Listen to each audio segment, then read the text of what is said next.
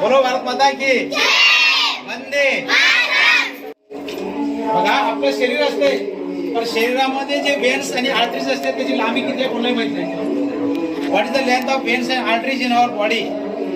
कोणी सांगते का आमच्या शरीरामध्ये जे नसा असतात, नसा आणि धमनी असते त्याची लेंथ किती असेल, त्याची लांबी किती असेल? मग एका दिवसामध्ये रक्त तेवढं पुरतंय, खाल्ल्या तळपायाच्या नकापासून ते डोक्याच्या केसापर्यंत रक्त फिरते. मग एवढं लांब रक्त आमच्या शरीरामध्ये फिरते. शरीराला देवानं घडले कशासाठी? 1,00,000 किलोमीटर, तसं ते मारून बघा गुगल मध्ये, 1,00,000 kilometre, twice of the world, या जगाच्या दुप्पट असं आमच्या शरीरामध्ये वेन्स आणि आर्टरीज म्हणजे जे धमनी आणि नसा असते त्याची लांबी असते. एवढं सगळं करतोय, पण आपण शरीरामध्ये आल्यानंतर काय करायचं आहे? आपण काही खातो. लिव्हर आहे, how many chemicals produce from our body per day? The liver. Shinde sir, एका दिवसामध्ये लिव्हर आपल्या शरीरामधून किती प्रोड्यूस करते केमिकल्स? 300 प्रकारचे, 300 केमिकल्स प्रोड्यूस करते. आम्ही काही जर खाल्लो तर ते आपल्या शरीरामध्ये पचण्याची ताकद कशामध्ये असते? आपल्या शरीरामध्ये असते.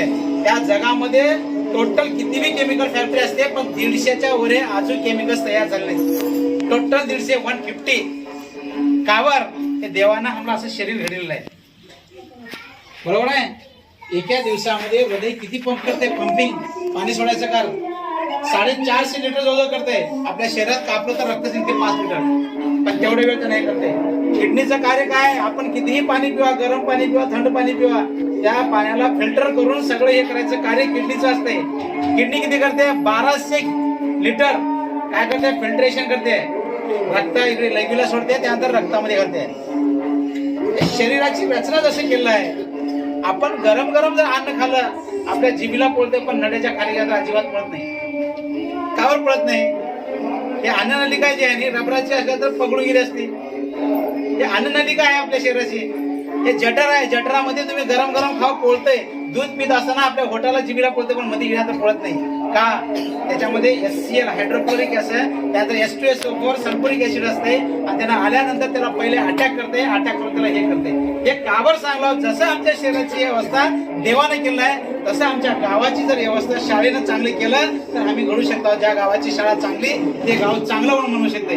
आपण फक्त शरीर दिलंय, शरीराला श्रृंगार जर केलं, श्रृंगार म्हणजे काय? आता एवढे सगळे मुलं बसलाव आणि हे मुली बसल्या, काबर चांगलं दिसल्या सांगा बरं? एवढ्या सगळ्या मुलांपेक्षा हे मुली कावर चांगलं दिसल्या सांगा? कारण त्यांनी श्रृंगार केले. श्रृंगार म्हणजे नीट नेटकं म्हणता बघा, नटल्यात ते म्हणता आहे का नाही? हा, ते नटल्यात म्हणजे त्यांनी गंध लावून घेतले, त्यानंतर साडी नेसले, हे सर्व केले. शाळेला जर आकार, दशा, दिशा आणि आकांक्षा जर असेल तर सगळे युवा पिढीचं महत्व आहे. आता कर्नाटक सरकारनं असू द्या किंवा राज्य सरकारनं असू द्या, केंद्र सरकारनं असू द्या, सगळ्या सरकारनं सुविधा पुष्कळ आणल्यात. अहो साधा आमच्या गावातला कार्यक्रम आहे, 18 मेंबरांपैकी फक्त 5 मेंबर आलेत. का? म्हणजे ज्या ठिकाणी फुकट आहे, ज्या ठिकाणी तुम्हाला मान सन्मान देतात, त्या ठिकाणी तिकडे आम्ही येत नाही. आज सर्व जाऊ द्या, एखादा सप्ताह आहे, सप्ताहामध्ये जर बघा तुम्ही तिथे लाखो रुपये खर्च करतो. आता मी स्वतः माझ्याकडे खाता पूजा 50 ते 60 हजार रुपयाचा खर्च होते, पण वर्षामधून 5 ते 10 हजार रुपये शाळेसाठी देऊ शकत नाही. काय देऊ शकत नाही? जातीवंत ज्वलंत उदाहरण आहे. काय म्हणजे आजचे जे विद्यार्थी ते उद्याचे नागरिक आहेत, आमच्याच गावात राहणार आहेत, मोठे होणार आहेत. पण प्रत्येक जण आम्ही जर विचार केला पर घरला 1,000 रुपये किंवा 2,000 रुपये वर्षातून एका शाळेला जर दिलो प्रत्येक जण आम्ही, तर जवळपास 1,00,000 रुपये त्या शाळेला कसं म्हणत असं आम्ही करू शकतो.